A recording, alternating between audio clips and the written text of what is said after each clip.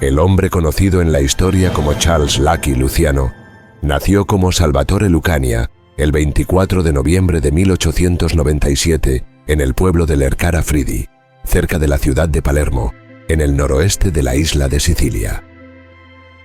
El padre de Salvatore, Antonio, era un minero que trabajaba en las minas de azufre locales cerca de Palermo. La relación entre Salvatore y su padre siempre fue conflictiva, empeorando con los años. En Italia, Salvatore tenía dos hermanos, una hermana llamada Francesca y un hermano llamado Giuseppe. Otro hermano, Bartolo, nació más tarde en Nueva York. Su madre se llamaba Rosalie. En su adolescencia, adoptó el nombre de Charles, ya que en América comenzaron a referirse a él como Sal o Sally, una abreviación de Salvatore que no le agradaba. El apellido Lucania se transformó en Luciano durante la década de 1930, ya que los periódicos de Nueva York constantemente lo escribían mal. Se cree que recibió el apodo de Lucky de manera irónica después de sobrevivir milagrosamente a un ataque durante una guerra de pandillas en octubre de 1929, en el cual fue brutalmente golpeado hasta apenas poder ver y le cortaron la garganta antes de ser dejado inconsciente en un bosque en Staten Island. Otros comenzaron a llamarlo Lucky a partir de ese momento, aunque en persona él casi siempre se refería a sí mismo como Charles o Charlie. Como secuela de ese ataque, Luciano mantuvo un ojo caído el resto de su vida. Muchos detalles de la increíble vida de Lucky Luciano son objeto de debate hoy en día. Hay varias razones para esto. En primer lugar, fue un jefe criminal que intentó mantener sus acciones y detalles de su vida en secreto durante gran parte de su existencia para evitar la persecución policial. Sin embargo, la confusión aumentó aún más con una publicación a mediados de los años 70 llamada The Last Testament of Lucky Luciano, unas supuestas memorias de su vida que él dictó al productor de cine Martin Gosch en los meses previos a su muerte, en previsión de hacer una película sobre su historia. Posteriormente, fueron editadas y publicadas después de la muerte de Gosch en 1973 como un libro escrito por Richard Hammer, un escritor freelance a quien Gosch había contratado antes de morir para plasmar lo que Luciano supuestamente le había contado. Sin embargo, desde el momento de su publicación, surgió un debate sobre si los detalles proporcionados en el libro fueron genuinamente relatados por Luciano a Gosch o hasta qué punto las memorias eran una obra de invención. The New York Times en el momento de la publicación señaló que The Last Testament reproducía errores encontrados en otros libros escritos hasta ese momento sobre la Cosa Nostra, la mafia siciliana, lo que parecía indicar que Gosch o Hammer simplemente tomaron gran parte de su información de otras fuentes secundarias en lugar de reflejar los auténticos recuerdos de Luciano sobre su vida desde la perspectiva de los años 60. No obstante, aunque puede ser difícil separar los hechos de la ficción cuando se trata de un personaje tan legendario, los datos generales de su vida están bien establecidos casi un siglo después de que ocurrieran muchos de los detalles más importantes. En poco más de medio siglo tras la unificación de Italia en la década de 1860, unos 15 millones de personas abandonaron Italia en busca de una vida mejor en las Américas, la gran mayoría de ellas asentándose en Argentina o Estados Unidos, con Buenos Aires y Nueva York como principales puntos de entrada. Los Lucania fueron solo una de esas familias que zarparon desde Sicilia hacia el Nuevo Mundo en la primavera de 1907, durante el apogeo absoluto de la migración italiana. En ese momento, también hubo una masiva afluencia de irlandeses, judíos y otros grupos. Solo en un día, 20.000 migrantes llegaron al Lower East Side de la ciudad de Nueva York, rompiendo todos los récords anteriores hasta ese momento. Este fue el caótico entorno que recibió a los Lucania cuando llegaron al Lower East Side. La gente se aglomeraba por todas partes. La pobreza era extrema. Los trabajos cuando estaban disponibles pagaban poco. La basura cubría las calles. El olor era nauseabundo y los brotes de enfermedades eran comunes. Esto se agravaba por una huelga de los trabajadores de limpieza de la ciudad, muchos de los cuales eran italianos. Las personas vivían en enormes edificios de apartamentos donde 4 familias compartían cada piso, con un solo baño para todos. El ruido constante de la calle y el calor sofocante del verano llevaban a algunos a dormir en las escaleras de incendios por la noche. No era un buen ambiente, y muchos italianos, irlandeses, judíos y otros grupos recurrieron al crimen poco tiempo después de llegar, en un intento por mejorar sus vidas. Luciano fue uno de los que pronto se vio atraído por las actividades menos legales de Nueva York. A finales de la década de 1900, había numerosas pandillas de niños y adolescentes operando en el Lower East Side y en Manhattan en general, robando a sus víctimas, saqueando a los vendedores ambulantes e incluso participando en juegos de azar de bajo nivel.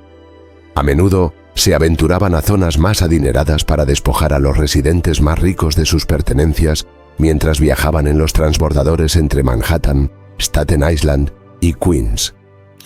Luciano pronto se unió a estos jóvenes delincuentes y no tardó en formar su propia pandilla, gestionando una operación en la que extorsionaban a otros niños, cobrándoles dinero por protección a cambio de mantenerlos a salvo en su camino hacia y desde la escuela. Un día, Luciano y su banda de adolescentes extorsionadores se acercaron a un chico judío, y Charles le explicó que tendría que pagarles 5 centavos a la semana por protección. El niño le respondió de manera poco educada que no iba a pagarles. Así comenzó una amistad de por vida entre Luciano y Meyer Lansky, quien era más de 4 años menor que Luciano y sus asociados, y cuya valentía al enfrentarse a sus acosadores impresionó a Lucky. El padre de Luciano era un trabajador tradicional italiano que continuaba con la humilde existencia que había llevado en Sicilia, ahora en Nueva York. Intentó disciplinar y controlar a Lucky por su actividad delictiva y su constante inasistencia a la escuela. Finalmente, en 1911, lo enviaron a una escuela segura en Brooklyn, donde fue obligado a asistir a clases durante unos meses. Después de eso, dejó la escuela por completo a los 14 años y consiguió un trabajo como empleado en la Goodman Hat Company, en Green Street, al norte del Lower Manhattan, hacia Bowery y Greenwich Village. Trabajó allí durante 4 años y debió ser bastante bueno en su trabajo, ya que su salario fue aumentando de manera constante. Al mismo tiempo, sin embargo, estaba abriéndose camino en el mundo del crimen, liderando una pandilla de jóvenes delincuentes en el East Side de Manhattan. Claramente, este grupo no se dedicaba a actividades menores. En junio de 1916, con tan solo 18 años, fue arrestado en un bar y Luciano terminó cumpliendo su primera sentencia de cárcel, pasando 8 meses en el reformatorio de New Hampton Farms. Al salir, regresó brevemente a su trabajo en Goodman's, pero no duró mucho. Para entonces, la filosofía de Luciano era, en sus palabras, «Si tengo que ser un don nadie, prefiero estar muerto», considerando don nadie al hombre común que trabaja día a día. A partir de entonces, Luciano se sumergió aún más en el mundo del crimen en Nueva York. Conoció a muchos de los criminales más famosos del siglo XX durante esos años, como Al Capone, quien también estaba ascendiendo en el inframundo neoyorquino en ese momento, aunque pronto huyó a Chicago después de meterse en problemas con la policía tras una violenta pelea en un bar en Manhattan en 1919. Los asociados más cercanos de Luciano con el tiempo fueron su viejo amigo Meyer Lansky y Bugsy Siegel, este último otro joven delincuente judío que ganó su apodo por estar loco como un bicho, y su disposición a usar un arma cuando era necesario. En cuanto a sus conexiones italianas, Luciano hizo amistad con 2 figuras importantes en ese momento: Francesco Castiglia, mejor conocido como Frank Costello, un italiano de Calabria, y Vito Genovese, otro italiano originario de las cercanías de Nápoles. Luciano, Lansky y los demás trabajaron juntos de forma intermitente durante finales de la década de 1910 y principios de la de 1920, aunque en ese momento eran delincuentes de poca monta en su mayoría. Lo que cambiaría las cosas sería su creciente asociación con algunos de los mafiosos italianos más importantes de Nueva York, como Joe Masseria. Para el verano de 1922, Luciano era lo suficientemente cercano a Maseria que, cuando este fue objetivo de un sicario llamado Umberto Valenti durante una guerra territorial en un fallido intento de asesinato, Luciano fue uno de los que luego fue tras Valenti. Aparentemente fue Lucky quien se mantuvo calmado durante el enfrentamiento y lo mató. Lo que permitió a Luciano y otros como Genovese, Costello y Lansky pasar de ser figuras periféricas en el submundo criminal de Nueva York a convertirse en algunos de los criminales más dominantes de la costa este de Estados Unidos fue la ley seca. Esta prohibición de la venta y suministro de alcohol fue introducida en todo Estados Unidos a través de la 18ª enmienda en 1920. La ley seca se implementó en gran medida como una forma en que el establishment político de América, compuesto principalmente por personas de ascendencia británica y protestante, atacara a los católicos romanos que llegaban de Irlanda, Italia y otras partes de Europa, quienes habían establecido restaurantes y bares durante las décadas de 1900 y 1910. Sin embargo, tuvo el efecto contrario. Primero, no funcionó. Y segundo, se convirtió en un catalizador para la expansión y profesionalización de las mafias italianas, irlandesas y judías, especialmente en ciudades como Nueva York, Chicago y Boston.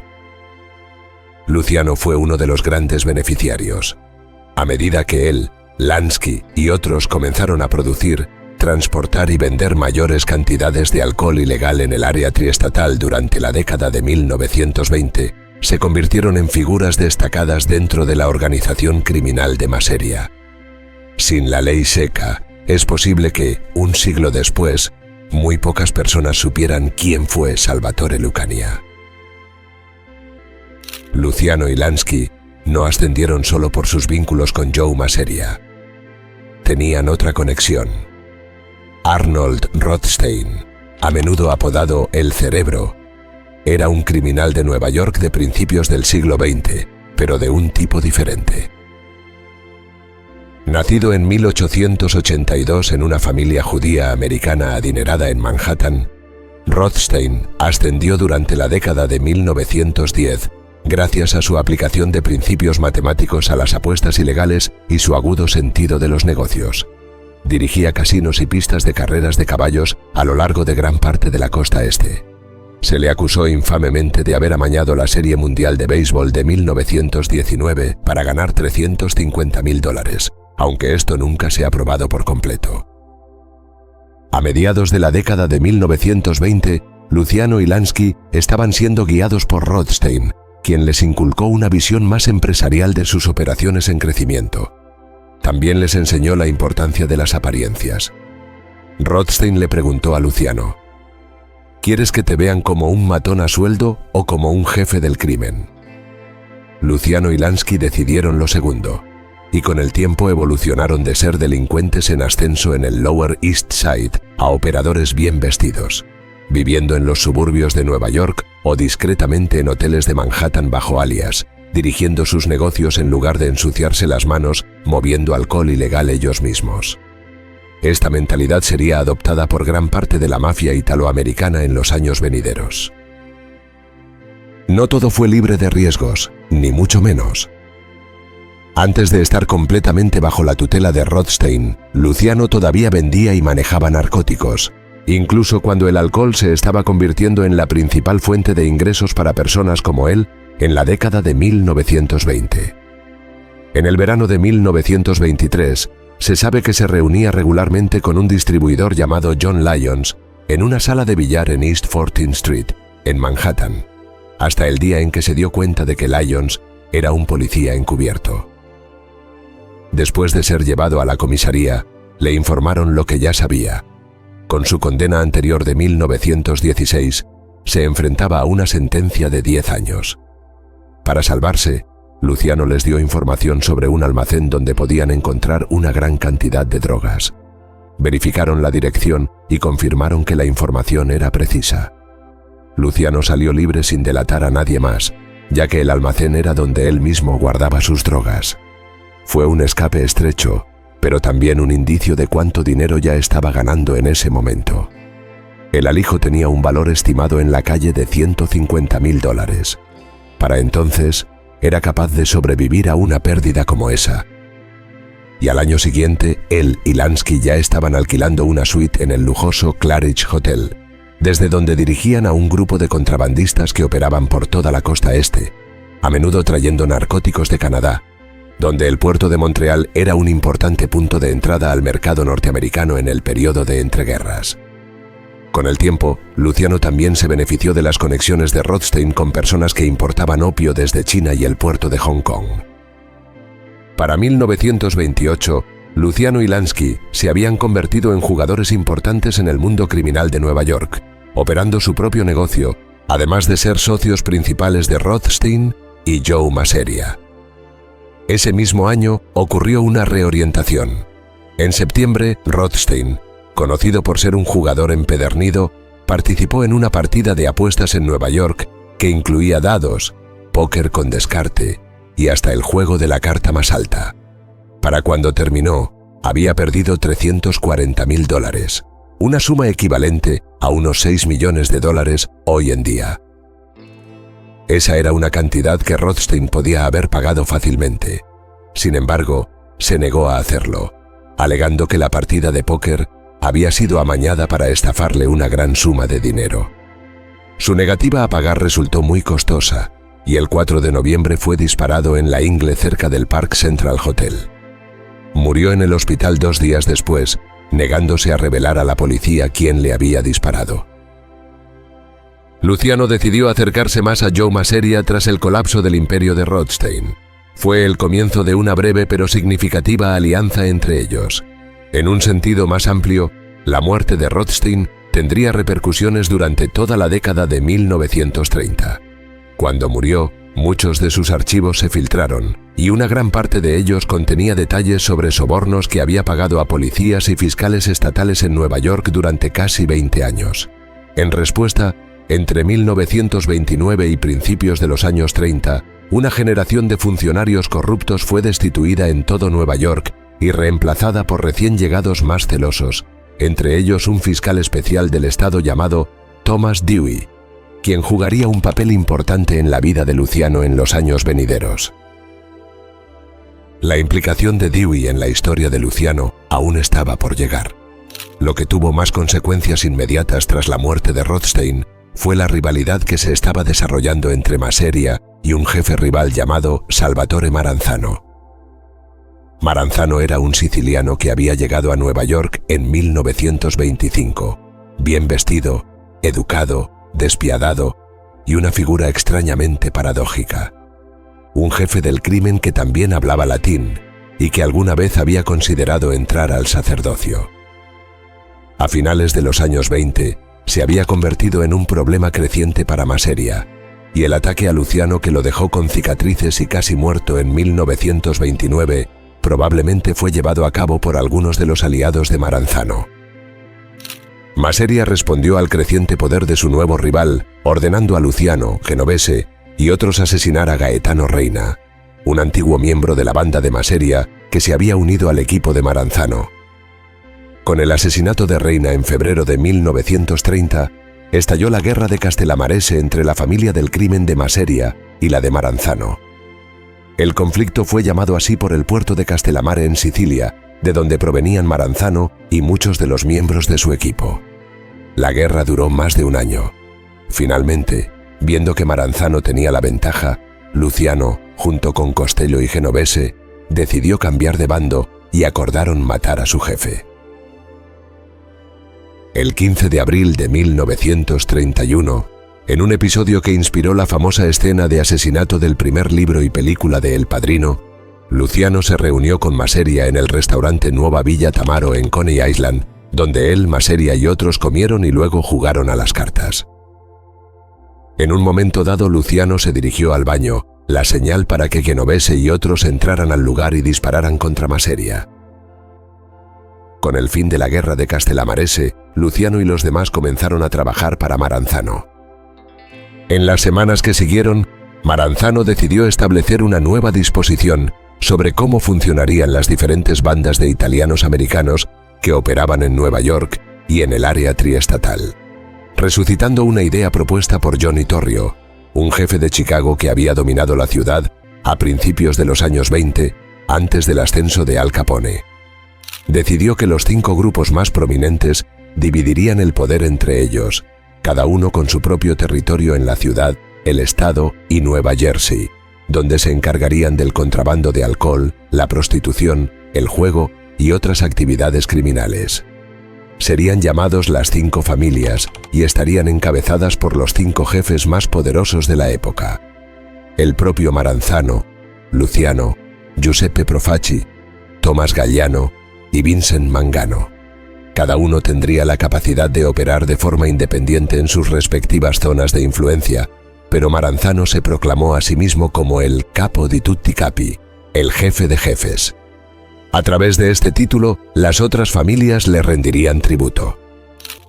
El arreglo no duró mucho.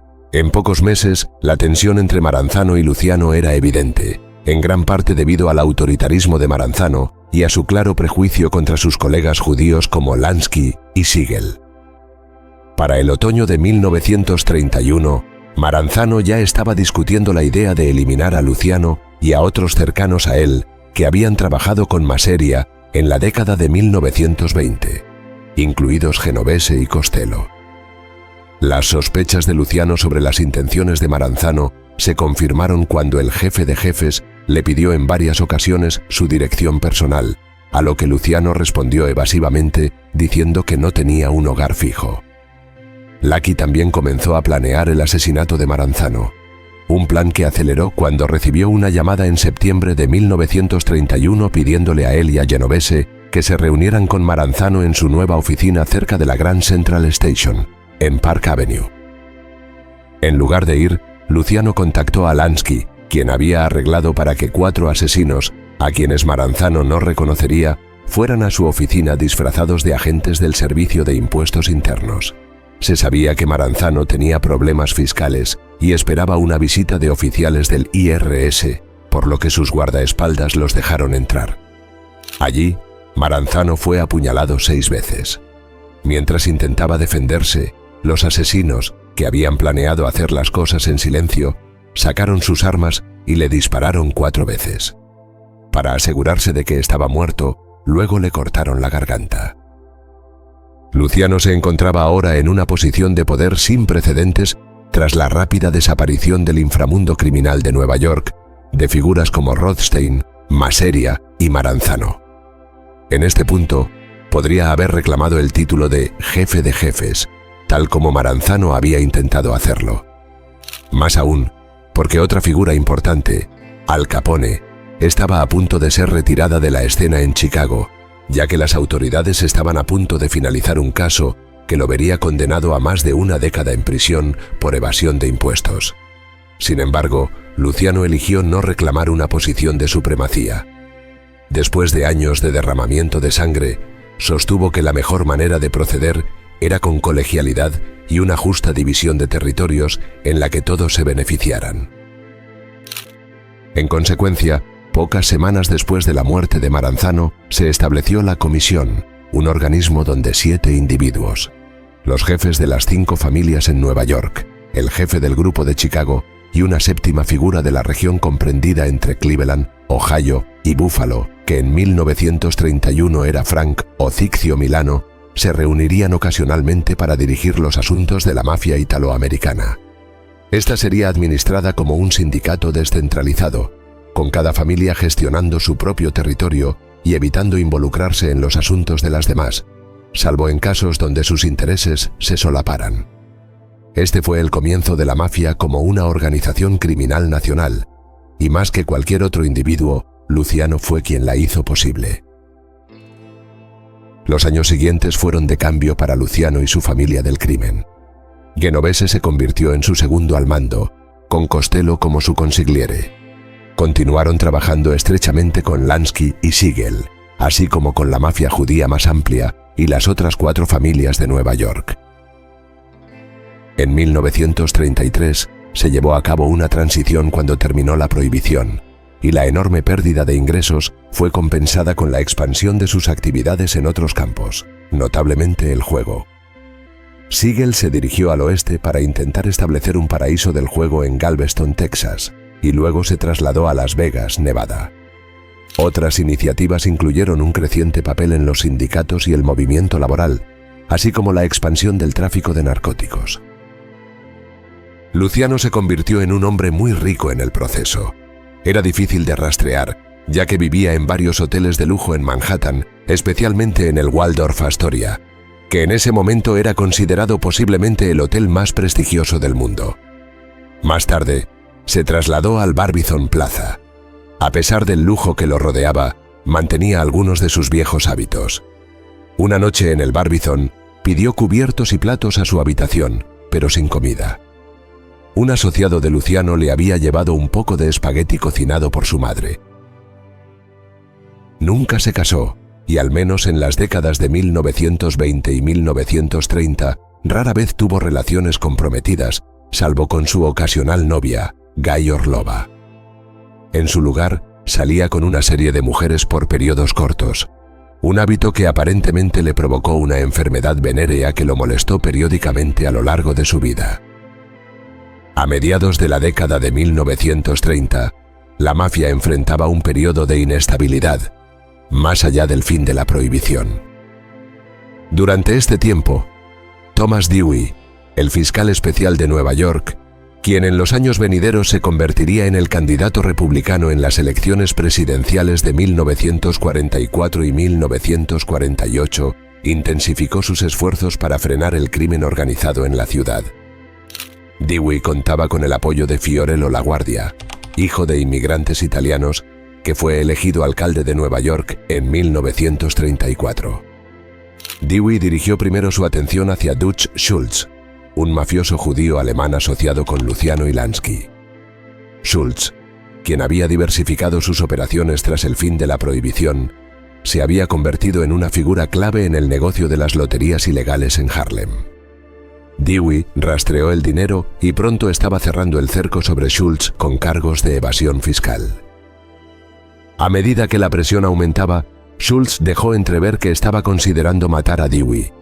Ante esta amenaza, Luciano y otros no tuvieron más opción que actuar. Luciano dejó claro que asesinar a un fiscal especial cercano al alcalde y emergente político republicano atraería una atención sin precedentes sobre las actividades de la mafia y desencadenaría una gran investigación. Como resultado, el 24 de octubre de 1935, Dutch Schultz fue asesinado en Newark, Nueva Jersey. Sin embargo, el problema que presentaba Dewey no desapareció con la muerte de Schultz. En realidad, solo empeoró para Lucky. El 1 de febrero de 1936, poco más de 3 meses después del asesinato de Schultz, Dewey supervisó el lanzamiento simultáneo de redadas policiales en un gran número de burdeles en Manhattan y Brooklyn. Más de 100 prostitutas fueron arrestadas, junto con madames y administradores de burdeles. Siguieron los interrogatorios. Aunque muchas de las detenidas no tenían información relevante, Dewey y su equipo lograron reunir suficientes datos como para presentar cargos contra Luciano por lenocinio, un delito que consiste en lucrar con los vicios o debilidades de otros, comúnmente usado contra proxenetas y administradores de burdeles. Mientras el equipo de investigación avanzaba, operando desde el edificio Woolworth en Tribeca, Luciano se encontraba en Miami, Florida, donde solía pasar los meses de invierno supervisando los negocios de la mafia en Florida y en la costa de La Habana, Cuba. Lansky le informó de las redadas en los burdeles, y Luciano decidió desaparecer por un tiempo, dirigiéndose a Hot Springs, Arkansas, donde la mafia tenía varios casinos y numerosos políticos bajo su control. Allí esperó para ver cómo se desarrollaban los acontecimientos en Nueva York. En las semanas que siguieron, el paradero de Luciano en Arkansas fue descubierto, y finalmente fue detenido y puesto en un tren bajo escolta armada a mediados de abril de 1936. Al regresar a Nueva York, fue recibido por una multitud de periodistas en la estación Penn y fue presentado ante un juez pocas horas después. Allí, Dewey comenzó su ataque, declarando que Luciano era el líder de una vasta, aunque aún mal comprendida, empresa criminal con actividades a nivel nacional. Sostenía que Luciano era un hombre muy rico y solicitó una fianza de $350,000, a lo que el juez accedió. La acusación marcó un precedente en el que Dewey intentaría transformar lo que era un cargo débil de vicio y lenocinio en un caso mucho más amplio, relacionado con los asuntos criminales generales de Luciano. El juicio comenzó poco más de 3 semanas después y duró un mes. Dewey siguió el mismo patrón que en la audiencia inicial, enfocando el caso en algo mucho más grande que los delitos de lenocinio, y construyó una narrativa sobre el papel más amplio de Luciano como jefe criminal en Nueva York. El juicio culminó con Luciano tomando el estrado. Durante el contrainterrogatorio, Dewey logró desestabilizar a Lucky, quien, aunque mintió sobre casi todo, admitió en un momento que había sido un pequeño contrabandista durante la década de 1920. Dewey le preguntó cómo había acumulado tanta riqueza sin tener un trabajo legítimo durante la era de la prohibición. Esta y otras revelaciones llevaron al jurado a concluir que el testimonio de Luciano no era fiable. Su abogado ya le había advertido antes del veredicto que sería declarado culpable. 11 días después, el juez lo condenó a más de 30 años de prisión. La sentencia fue un duro golpe para Luciano. Aunque esperaba ser declarado culpable de algunos delitos, nunca le pareció posible que recibiría lo que en la práctica era una condena de por vida.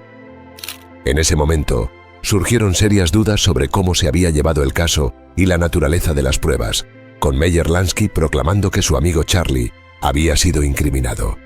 Tal vez no estaba del todo equivocado. Aunque no cabe duda de que la mafia estaba involucrada en la prostitución en Nueva York, el nivel de esa participación era debatible. Durante las décadas de 1920 y principios de 1930, su implicación fue mínima, y Luciano parece haber tenido casi nula participación, ya que figuras como él lo consideraban poco rentable en comparación con el lucrativo contrabando de alcohol. A mediados de la década de 1930, con el fin de la prohibición y la Gran Depresión afectando los negocios a nivel nacional, incluidos los ilegales, Luciano y sus muchos asociados comenzaron a involucrarse en la prostitución en Nueva York, pero incluso entonces lo veían como una actividad secundaria que no generaba grandes ganancias. Su papel fue ciertamente lo suficientemente periférico como para que, al menos, parte de las pruebas presentadas en su contra en el tribunal fueran exageradas. Más ampliamente, Dewey había convertido el caso en una acusación contra la vida y carrera de Luciano, basándose en gran medida en especulaciones y rumores. A pesar de esto, el juez decidió seguir adelante con el caso, y al final, Luciano fue condenado de manera excesiva considerando las pruebas disponibles. Luciano apeló su condena, pero sin éxito. Iba a prisión. Intentaría mantener algún control sobre el inframundo de Nueva York, pero en su mayoría fue Vito Genovese quien asumió el cargo de jefe interino de la familia criminal de Luciano. Al cabo de un año, Frank Costello lo sucedió cuando Genovese huyó a Italia, después de que Dewey comenzara a investigar sus actividades, en particular el asesinato de Ferdinand Boccia en 1934. Luciano fue enviado inicialmente a la prisión de Sing Sing, un lugar temido por sus diminutas celdas. Aunque se construyeron nuevas celdas más habitables en las décadas de 1920 y 1930, Sing Sing mantuvo su temida reputación.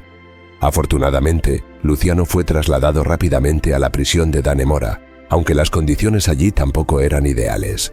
Dannemora era notoriamente fría, y los prisioneros la apodaban Siberia. Luciano rápidamente se estableció como el prisionero más influyente, mediando en la paz entre bandas rivales y aparentemente sobornando a una cantidad suficiente de guardias como para mejorar sus condiciones de detención. No obstante, debido a la ubicación remota de Dannemora en el norte del estado de Nueva York, le resultaba casi imposible continuar manejando los asuntos de su organización en Nueva York a finales de la década de 1930. Para cuando Luciano hubiera cumplido su condena mínima de 30 años, habría sido 1966, y él estaría cerca de los 70 años. No había garantías de que lo liberaran en ese momento, por lo que es probable que hubiera pasado el resto de su vida en una prisión estadounidense cumpliendo la condena por lenocinio, de no haber sido por los eventos que sucedieron en Europa. El 1 de septiembre de 1939, Alemania invadió Polonia, lo que llevó a Gran Bretaña y Francia a declararle la guerra 2 días después, marcando el inicio de la Segunda Guerra Mundial. En la segunda mitad de 1940, después de que Italia entrara en la guerra, el norte de África se convirtió en un frente importante cuando los italianos y alemanes intentaron asegurar el Canal de Suez en Egipto. Cuando Estados Unidos entró en el conflicto en diciembre de 1941, tras el ataque de Japón a Pearl Harbor, los aliados decidieron priorizar la campaña del norte de África con el objetivo de asegurar el Magreb y luego abrir un frente sur en Europa mediante la invasión de Sicilia y el sur de Italia.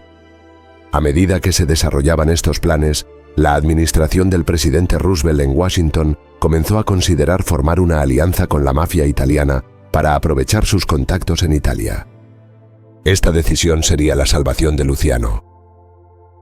El 9 de febrero de 1942, casi exactamente 2 meses después de que Estados Unidos entrara en la guerra tras el ataque a Pearl Harbor, el SS Normandy, un barco francés capturado por los estadounidenses y rebautizado como el Lafayette, con la intención de convertirlo en un transporte de tropas para el esfuerzo bélico, se incendió mientras se realizaban reparaciones en el puerto de Nueva York. Se hundió al día siguiente. En los días posteriores, surgieron sospechas de que el incendio había sido provocado intencionadamente por un agente alemán.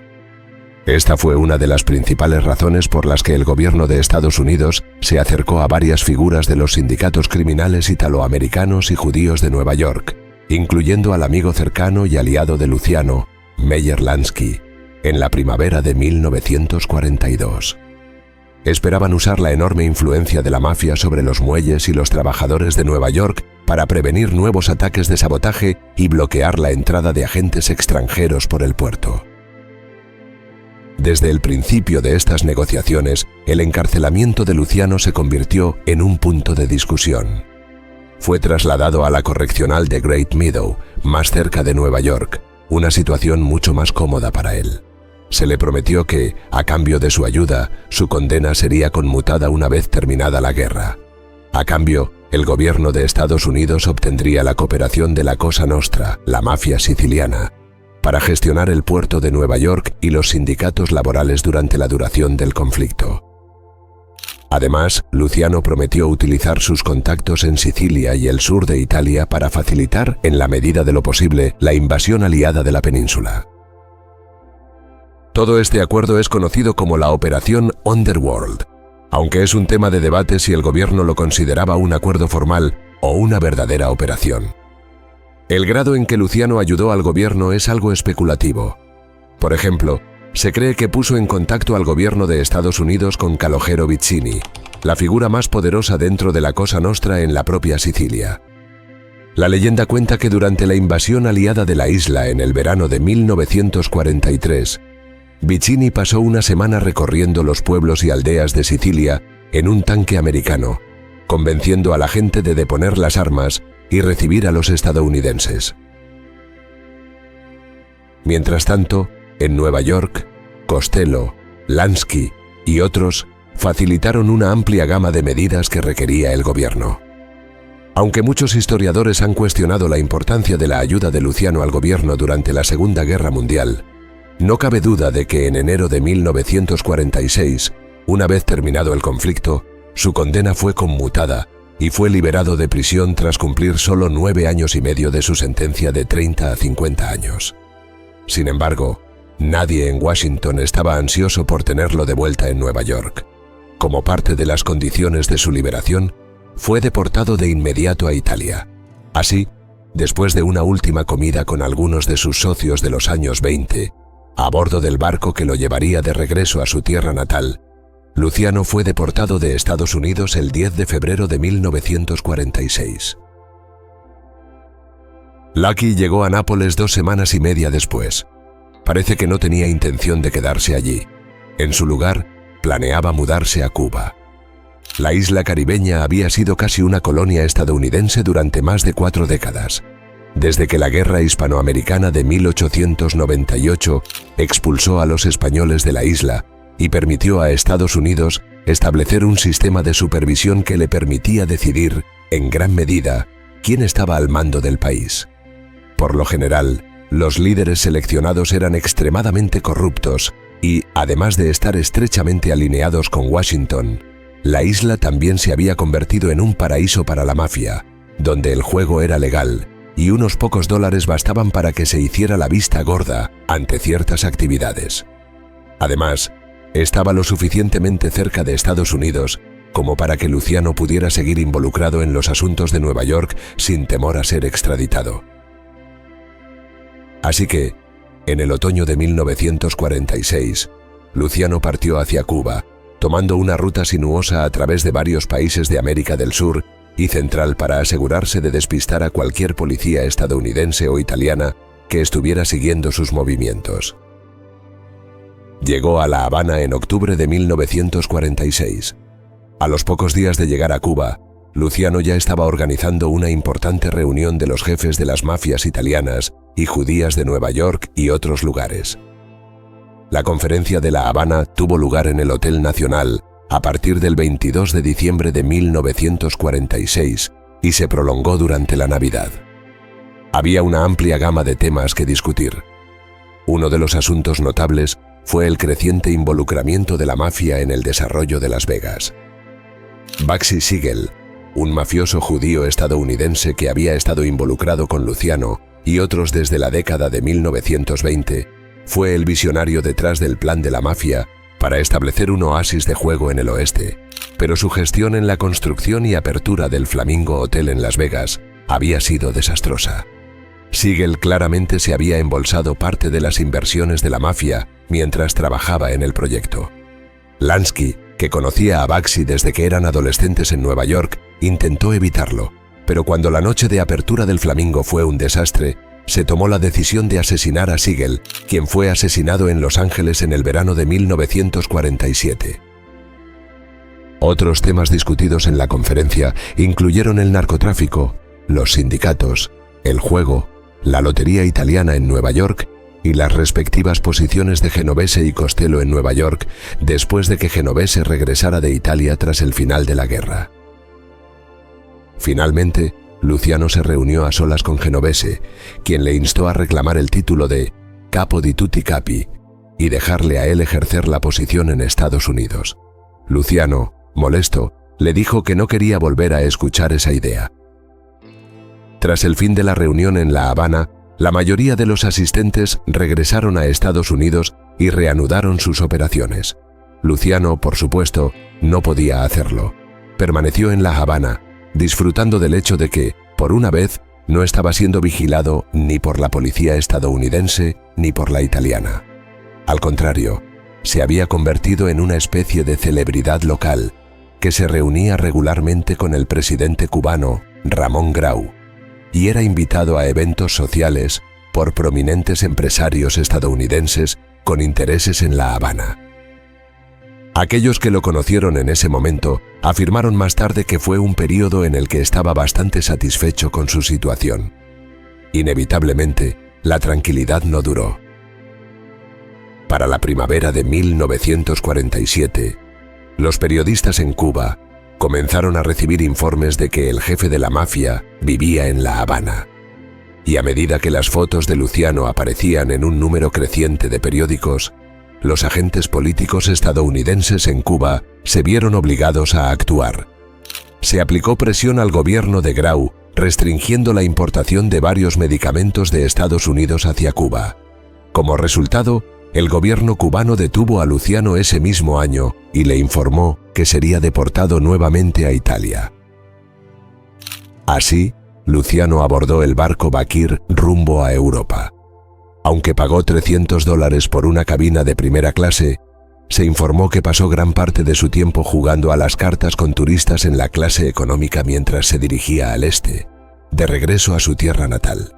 Se ha especulado que los detalles de su presencia en Cuba fueron filtrados por algunos de sus propios asociados tras la conferencia, temiendo que Luciano pretendiera seguir manejando los asuntos de Nueva York desde La Habana. Mientras que el período posterior a la guerra impidió que Luciano desempeñara un papel destacado en la mafia italoamericana tras su liberación de prisión, su vida personal cambió después de su regreso a Italia desde Cuba. Nunca se había casado ni tenido hijos y parecía no tener interés en hacerlo. Sin embargo, a principios de 1948, comenzó una relación con una mujer a la que consideraría el amor de su vida. Igea Lissoni era una mujer de 26 años a quien Luciano conoció por primera vez en Milán. Ella era una bailarina que había actuado en el Teatro La Scala en su juventud. Luciano, aparentemente demasiado tímido para invitarla a salir cuando se conocieron, la volvió a ver en un club nocturno en Roma donde ella estaba actuando, y pronto comenzaron a salir. Ella se mudó a su apartamento en Roma unas semanas después. «Es la única chica a la que he amado», relató más tarde Luciano. Debido a que la policía acosaba constantemente a Lucky en Roma, eventualmente tuvieron que mudarse a Nápoles, donde vivieron en un ático en la Vía Tasso, con una vista panorámica del monte Vesubio y la bahía de Nápoles. Sin embargo, nunca tendrían hijos, ya que Luciano afirmaba que no quería que ningún niño creciera marcado por ser el hijo de Lucky Luciano. Luciano y Lissoni llevaban una vida relativamente tranquila en Nápoles, a pesar de los esfuerzos de la policía italiana por seguir investigando su supuesta actividad criminal. No había duda de que había alguna actividad ilegal. Uno de los pasatiempos de Luciano era visitar las carreras de caballos en Nápoles, donde inevitablemente ganaba. Las carreras, sin duda, estaban amañadas al menos parte del tiempo. Aparte de esto, continuó teniendo contactos con la mafia italiana, aunque menos con personas en América, reuniéndose con quienes visitaban Italia desde Nueva York, pero poco más que eso. Los informes policiales de la década de 1950 señalaban que seguía gastando considerablemente más dinero del que ganaba a través de canales legales, aunque nunca pudieron acusarlo de nada. Este periodo tranquilo y relativamente feliz de su vida llegó a su fin en octubre de 1959, cuando Lissoni falleció de cáncer de mama con solo 39 años. Los amigos notaron que lloró en su funeral, algo que nunca habían visto antes. Un artículo de revista en el que había sido entrevistado y que apareció poco después de la muerte de Lissoni lo describía como un individuo de labios sellados que respondía a muchas preguntas con silencio. El mismo entrevistador concluyó que su vida es tranquila y su mayor deseo es olvidar y ser olvidado. Al mismo tiempo que Luciano llevaba su vida relativamente tranquila en Italia, que seguramente se sentía como un exilio, pero en realidad era un regreso a su tierra natal. Una rivalidad se gestaba en Nueva York entre dos de sus viejos aliados. Genovese nunca aceptó el hecho de que Costello lo había sucedido como jefe de la familia criminal Luciano en Nueva York, después de que él huyera a Italia a finales de la década de 1930. La negativa de Costello a renunciar a su puesto después de la guerra, cuando Genovese regresó a América, fue una fuente de creciente tensión entre ambos. La posición de Costello se debilitó a principios de la década de 1950 por las audiencias Kefauver, donde el Senado de Estados Unidos lo obligó a testificar sobre la existencia de un sindicato criminal organizado entre los italoamericanos. Finalmente, en 1957, Genovese intentó hacer que Costello fuera asesinado. Aunque sobrevivió al intento de asesinato llevado a cabo por Vincent el Chin Gigante, Costello decidió retirarse y permitir que Genovese asumiera el control en ese momento, en lugar de entrar en una lucha por el poder sangrienta y posiblemente prolongada. Con esto, Genovese se convirtió en el jefe de la familia criminal Luciano, pero irónicamente, el hombre por el cual se nombró a la organización nunca estuvo satisfecho con esta decisión, lejos en Italia. Se ha sugerido en más de una ocasión que Luciano estuvo de alguna manera involucrado cuando se presentaron cargos contra Genovese en Nueva York, poco después de que asumiera el control. Genovese fue implicado en una gran venta de narcóticos y eventualmente fue condenado a 15 años de prisión en 1959. Se entregó y comenzó su condena en 1960 y moriría en prisión en 1969. Sin duda, se puede argumentar que el incidente que llevó a Genovese a caer, un supuesto trato con un narcotraficante puertorriqueño de bajo nivel, resulta curioso. ¿Por qué Genovese estaría involucrado directamente en tal acuerdo, en lugar de dejar que un subordinado se encargara de ello? La implicación de Luciano, quien fue visitado en varias ocasiones en Nápoles por agentes de la Oficina Federal de Narcóticos de Estados Unidos a finales de la década de 1950, sigue siendo especulativa, aunque amigos que lo conocieron en Italia en sus últimos años relataron que la noticia de la condena y el encarcelamiento de Genovese fue una de las pocas cosas que alegraron a Luciano en los meses siguientes a la muerte de Lissoni. Los últimos años de Luciano los pasó en Nápoles. Algo sorprendente es que no estaba especialmente bien económicamente durante estos años, en parte porque gran parte de sus ingresos provenían de La Habana, y tras el éxito de la Revolución Cubana, las actividades de la mafia allí llegaron a su fin en 1959. Además, el cambio de guardia en Nueva York hizo que gran parte de los pagos residuales que recibía de allí con el tiempo se secaran. Esto le causaba resentimiento y se convirtió en una herida más profunda cuando Joe Adonis, uno de los hombres de Luciano en la década de 1920 y una figura mucho más junior en la mafia en general, llegó a Italia en 1956 después de acordar ser deportado de América tras un cargo de perjurio. Se estableció en Milán en una gran mansión donde sostenía reuniones en un estilo que Luciano no podía permitirse financieramente. Fue en un esfuerzo por revertir su situación financiera que accedió a discutir un proyecto de película basado en su vida con Martin Gosch a principios de la década de 1960. El momento parecía propicio, ya que una película protagonizada por Rod Steiger sobre la vida de Al Capone se había estrenado en 1959 y Murder Inc., otra película de gángsteres, se lanzó un año después. En los últimos meses de su vida, Luciano había estado en contacto con Gosch y estaba sentando las bases para tal película, aunque cómo habría sido recibido este proyecto por aquellos que aún estaban activos en la mafia es muy debatible. Como resultó, la película nunca se concretó. En la tarde del 26 de enero de 1962, Luciano se dirigió al aeropuerto de Capodichino en Nápoles para reunirse con Gosch al bajarse de un avión que llegaba de Roma. Planeaban completar el trabajo en el guión de la película en los próximos días. Sin embargo, Luciano se colapsó mientras caminaban desde la terminal. Cuando un médico llegó poco después, lo declaró muerto. Había fallecido de un infarto a los 64 años. La noticia se difundió rápidamente a nivel internacional, con la noticia de su muerte apareciendo al día siguiente en la portada de The New York Times. En los días que siguieron, hubo otras revelaciones sobre cómo Lucky estaba siendo investigado en el momento de su muerte por su papel en un anillo de narcóticos de 150 millones de dólares que había estado operando entre Europa y Estados Unidos durante décadas. El funeral de Luciano se llevó a cabo 3 días después en Nápoles. Aproximadamente 300 invitados asistieron, indudablemente un número menor al que habría sido el caso si hubiera fallecido en Nueva York. La ceremonia se vio perturbada por peleas que estallaron cuando periodistas gráficos demasiado entusiastas se acercaron demasiado a los dolientes. Su cuerpo fue trasladado inicialmente en un carro fúnebre tirado por caballos al cementerio de Poggio Reale, en las afueras de Nápoles, pero posteriormente se llegó a un acuerdo para repatriar su cuerpo a América.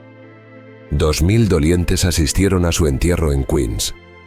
Para cuando Luciano murió, las investigaciones sobre la magnitud de las actividades de la mafia estaban aumentando en América. En 1963, Joseph Valachi testificó en las audiencias del Senado de Estados Unidos, donde reveló cómo se había formado la mafia organizada en América, incluyendo el papel central que Luciano había jugado en la creación de la comisión en 1931.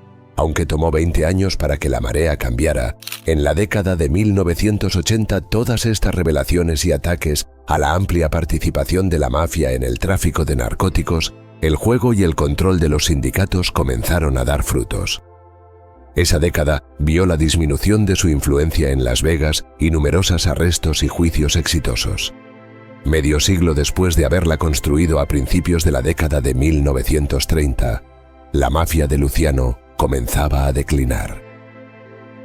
En 1998, cuando Time Magazine publicó su lista de las 100 personas más importantes del siglo XX, incluyó a Charles Lucky Luciano en su sección de constructores y titanes, debido a su papel en la emergencia de la mafia italoamericana como la principal organización criminal en Estados Unidos durante el siglo XX. Apareció en esta sección de la lista junto a Walt Disney, Henry Ford, Bill Gates y Ray Kroc, respectivamente, los pioneros detrás de Disney, Ford, Microsoft y McDonald's. Fue una elección algo controvertida por parte de Time, pero totalmente adecuada al mismo tiempo. Luciano fue la figura más significativa en la historia de la mafia italoamericana. Surgiendo del East Side a finales de la década de 1910 y forjado a través de la prohibición, salió de la crucial guerra castellamarese de principios de la década de 1930 como la figura mafiosa más poderosa en Nueva York y, por extensión, en todo el país. En ese momento, podría haber continuado con los intentos divisivos de reclamar el poder absoluto que habían llevado a conflictos durante muchos años, pero en su lugar eligió gobernar como el primero entre iguales, permitiendo que la mafia comenzara a fortalecer su red a nivel nacional y expandirse a nuevas ciudades, desarrollando operaciones tan lejos como Las Vegas, Nevada y La Habana, Cuba. Aunque debido a su arresto y encarcelamiento en 1936, fue eclipsado durante gran parte de su vida posterior por figuras como Genovese y Costello, no hay duda de que, para bien o para mal, Lucky Luciano fue la figura más importante en la historia de la mafia italoamericana.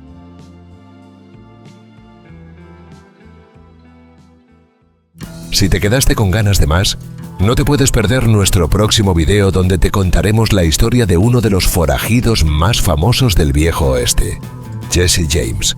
Conoce los detalles de sus asaltos, su vida llena de aventuras y el misterio que lo rodea. Y recuerda, si quieres ver más videos como este, suscríbete al canal y déjanos tu comentario.